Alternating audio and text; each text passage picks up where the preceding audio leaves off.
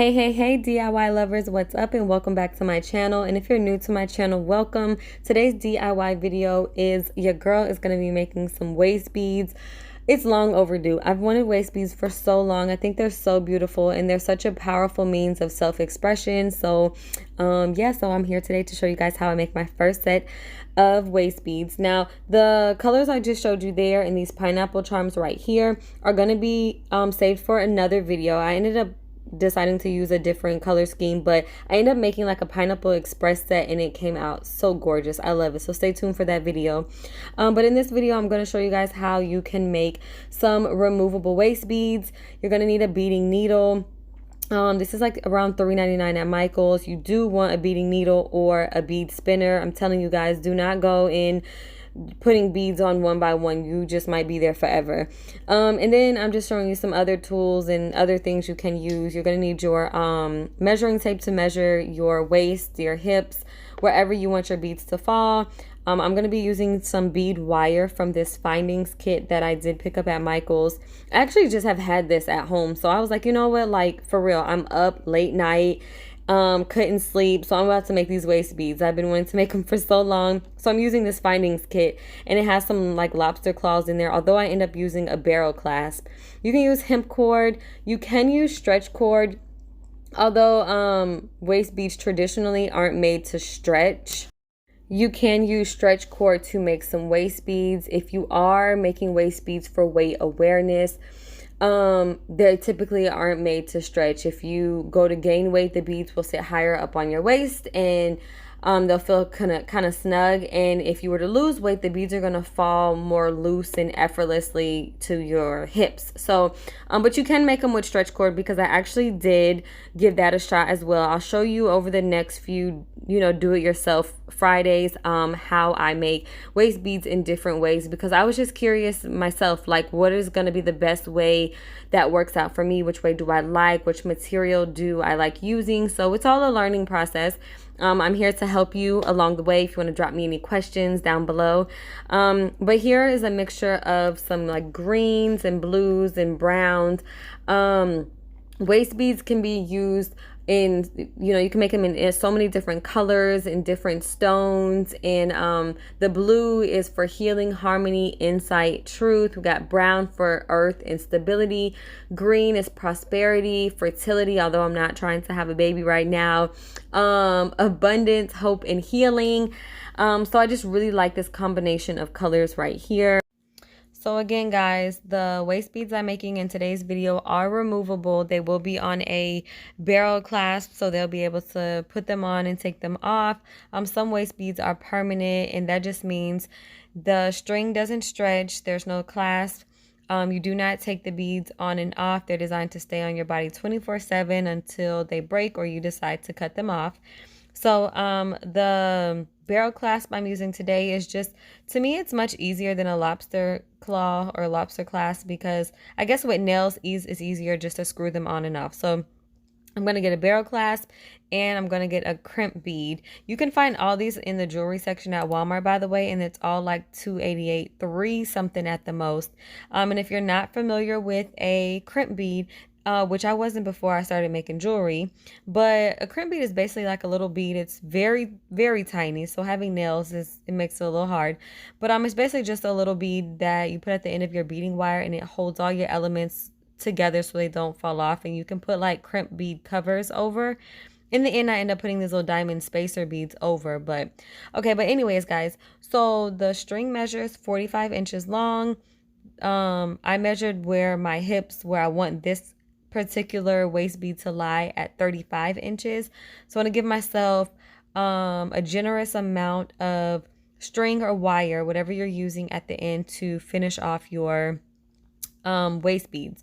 So first step here is just to put your crimp bead on your beading wire, and then you're going to add your barrel clasp.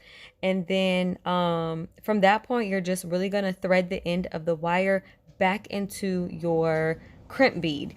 And then I wanted to use some bigger beads to cover up the end of the crimp bead, but my beads wouldn't fit. So I ended up using, as you guys can see here, I'm pulling out my handy dandy pretty beads here. But these beads that I wanted to put over the crimp bead, which just gives it a nice pretty finish, the hole was too small. And you'll find that when you're starting to make jewelry or you're making waist beads, some of the holes are just too small and it just doesn't work out. So I ended up using some diamond spacer beads right here.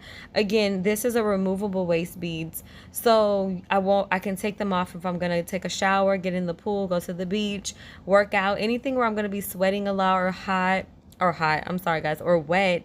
That can really kind of ruin the fact that these are just like little gold diamond spacer beads, so they eventually are liable to tarnish. So once you get your crimp bead and your barrel clasp on there and you get it kind of pulled pretty snug, you want to just start sliding some beads on there. I could have put a crimp cover on here to cover the crimp bead, but I didn't think I had any and I actually had a pack. So that's how I ended up just using some beads to some of the diamond bead spacers because I thought I didn't have any that matched, and in the end I did, but it's all good.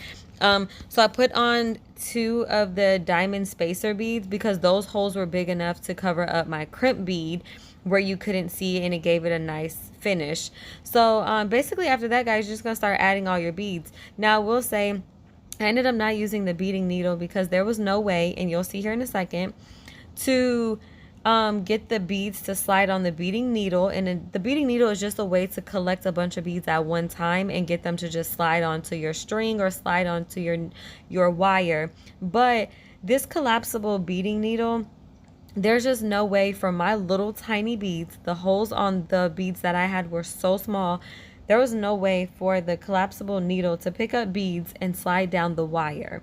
As you can see right here, nope, it's not going. If it was my thread, it worked perfect because I've already done some permanent waist beads and I used thread and it worked perfect.